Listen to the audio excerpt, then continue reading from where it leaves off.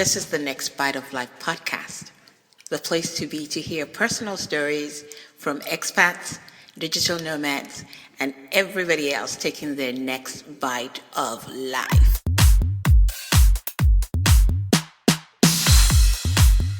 Welcome to another episode of the podcast. I'm Kem, your host. Today it's going to be another solo session for me.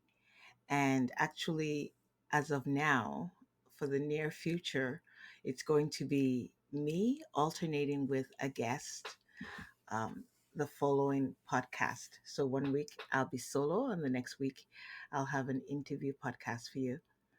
The reason being, it's getting a little bit busier for me, and I don't have as much time to seek out interviews and get it in time for you to listen to. So, doing interviews every other week will give me a little bit of breathing space. This week, I want to talk to you about what is happening in Spain right now. I don't know if people are familiar with the state of things, but I'm sure you've all seen the headlines as far as what's going on and how the panic and how everybody thinks that we're already in the second wave of the coronavirus and if Spain is going to be headed for another lockdown. So far, the Prime Minister has said there are no plans. He said for sure Spain is not headed for a second lockdown. But at this point, I really don't know who to trust. I feel like I can't trust anybody. The cases just keep on rising. And the Prime Minister Sanchez said a couple of days ago that he's quote unquote, we are worried about Madrid because they have the highest number of COVID positive cases. And there are a lot of regions that are locking down and going back to like phase one or phase two, where they can't, you can't come out of your house except to go to the pharmacy or to go to the doctor. And it's gotten to the point where there's so many popping up in all their hotspots all over the country that it's become a cause for concern. And the number of registered positive cases, it's just insane. Last week there were 15,000. And when you consider the fact that we had this, when we came out of the lockdown in July, at the beginning of July, there were, it was pretty shut down. And now it seems like there's just the uptick that doesn't stop. And they can't seem to put a finger on things as to where it came from and how it spread. I have my thought on how that came about. The thing is, I can understand it being that Madrid has a lot of cases because one, it's the capital of the country, and second, Madrid and Barcelona were the only airports that were open for travelers. So it is like the gateway, and people come through there and they come from all over. And I've always said when we were out of the lockdown that it seemed like they opened the gates way too early. The borders were open way too early. But I think the urge to make those tourist dollars come back to Spain, was a big driving force. And unfortunately, it was a calculation that failed. We had so many people coming from the UK and other European countries where their lockdown was nowhere as strict as the one they had in Spain. And so they I'm pretty sure that a lot of the cases came from people visiting the country because when you go out on the street, we live in Valencia, and when you go out on the street you could see people, the locals were wearing masks and the tourists were not, and they couldn't be bothered. For a lot of times we saw some actually obeying the law and wearing them, but there were quite a few of them that did not. So I think, when the borders were open, the tourists, unfortunately, or even just people traveling through, there was a big chance of it being, of them being carriers and having it passed on to people here. And now it's opened up a whole new kind of worms and they can't control what's happening. So it'll be interesting. A lot of the people had said, you know, that the cause was people coming from like the workers that came to like tend to the soil, and people from African countries that were doing temporary work, and other Latin countries that were doing temporary work that brought them in. But I really, that's for sure anyway, but I don't think it was as much as the fact that they were so eager to open the borders, because the lack of tourism was a devastating effect on the country as a whole. And so to like get the money back, they opened everything up. And now tourist season is over, and I don't want to get to the point where the people that live here now have to suffer, because I definitely don't want to go through another lockdown and have to be confined to the house. So it's been a hard adjustment for all. Right now, as far as what's going on, the schools are supposed to open next week, and hopefully they will open. Yesterday, the teachers were all taking their COVID test, because, of course, they have to get the all clear before they can go to school. They can go back to school, and it just seemed like it wasn't handled very well. There were hundreds and thousands of teachers lined up, no social distancing. They were all trying to like get their test done. And you wonder, if somebody was infected and was asymptomatic, could they pass it on to the rest of the people? And once again, you have the flare ups. So who knows? At this point, it just seems like it wasn't really planned out right as far as school. Now, I've been taking Spanish classes, which it was interrupted before the COVID shutdown. It was interrupted by the shutdown. But hopefully, we're going back to school soon. But even my teacher says she hasn't had any guidance as far as like what's going on. So even though school is supposed to start pretty soon, nobody knows. So as far as they know, regular school will start. Kids under 6 don't have to wear a mask, but kids over 6 will have to. And the teacher's supposed to wear a mask. I'm not sure how that's going to work. If they're trying to talk to people, it's not really easy trying to talk through the mask. At least the only thing is the weather has gone down a little bit. The temperature has dropped, so it's not as bad. But in the summertime, it was really, really hard. Now, hopefully, school will start. The parents will have a little relief because the kids will be away at school. The places that have shut down, places like Salamanca, Segovia, there's another place in Valencia where they've shut down completely. I'm not sure what's going to happen to the kids as far as school is concerned. Of course, one of the hardest parts of like the coronavirus pandemic has been the horrible effects. There's been a lot of businesses that have closed, restaurants, and it's just sad to like walk around the neighborhood, for instance, or go downtown, and you have like big name restaurants that had just completely shot, you know, stores like the local tiendas that couldn't make it work anymore. And the unemployment rate, it has skyrocketed. um I think it's hovering, they said, at about 35% unemployment, and it's only going to go up from there, of course, because there are no jobs, and the ones that are there, there are no hours for the people that work.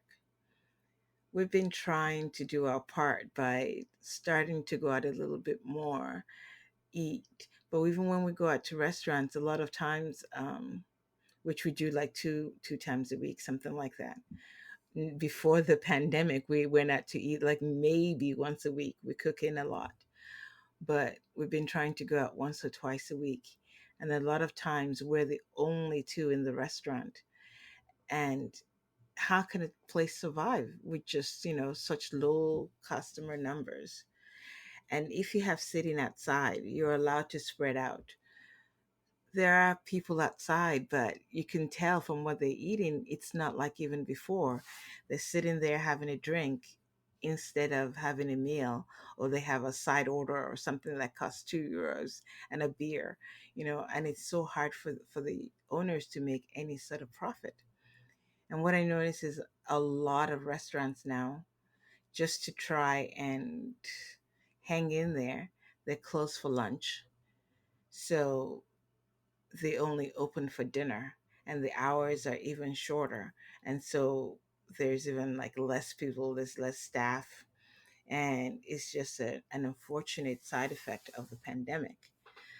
The other thing about the unemployment is like the youth unemployment rate is absolutely mind boggling. It's somewhere around 41%. During the past depression, the last recession they had around 2008, something like that, the unemployment rate youth was really, really high as well. And we actually met quite a few people from Spain who had moved to Malta in hopes of finding work. So when we lived in Malta, we met some people who were trying to make ends meet, because they said when they were in Spain, they couldn't find any jobs, or the maximum they would find would be like 8 hours a week. So you have to couple together like two or three jobs, and still 20 something hours doesn't you know leave you enough to live on. And one of the reasons I think a lot of Spanish people, a lot of Spanish youth, they have so many degrees, because there's no school. I mean there's schooling, but there is no jobs. So basically, just to keep yourself occupied, you go back to school. And so we met a lot of people with 2 3 degrees, because there's just nothing for them. And I'm just afraid that this is going to be something that's going to linger for a very long time. What we've noticed in Valencia, at least for my friends and other expats that I talk to, there's also been an uptick in robbery. Not violent robberies, but pickpocketing, um, apartment break-ins. The only thing before this was like, your bike will be stolen, and that was always a joke with everybody, that don't leave your bike anywhere unless you have like 3 or 4 locks, because it'll be gone by the time you get back. But now people are having their wallet stolen on the metro, when they're the phone on the table, grab and run. And you're seeing a little more activity in that regard. And they also check for apartments or houses that are empty that they can break into. And this is kind of sad, because that was something that was more like, everybody used to say, yeah, it happens like in Barcelona, it happens in Madrid maybe, but now it's happening everywhere. So it's worrying. And I'm just afraid that with this with this recession, it's only going to get worse. And now there are a lot more people begging in the streets. But this recession has been bad for everybody. It's been worldwide. It's not just Spain. From the way the press makes it seem, you think that this was unique, this second wave. And like the New York Times had, I think, has an article about how Spain cares more about the nightclubs than they do like the schools, which is kind of, it's kind of a valid point, because it seemed like they were more worried about keeping the nightclubs open, or doing everything that they could to make the dollars keep rolling in. But as far as like the schooling, they sort of left that to the last minute to worry about it. So yeah, it's been a little bit of yeah, you're guilty. But then when you look at things that are happening in the United States, it's not like they're handling it any better. But I always say, you have to, it's not like there was a pandemic that happened like in our lifetime, or even like a lot of the rulers that we have today, a lot of the ministry, the cabinet, they're not old enough to have remembered like what happened, the Spanish flu, for instance. So there was no blueprint for handling things like this. So, of course, hindsight is always good, but how did you know? You don't know what's going to happen. So it's hard for me to point a finger and say they didn't handle this right. They didn't handle this, they handled this very badly. I think, you make the decisions as you're faced with them. When this whole pandemic happened, I certainly wasn't thinking it was going to become this huge thing that was going to shut the world down. In fact, when we first started hearing about what was going on, and little parts of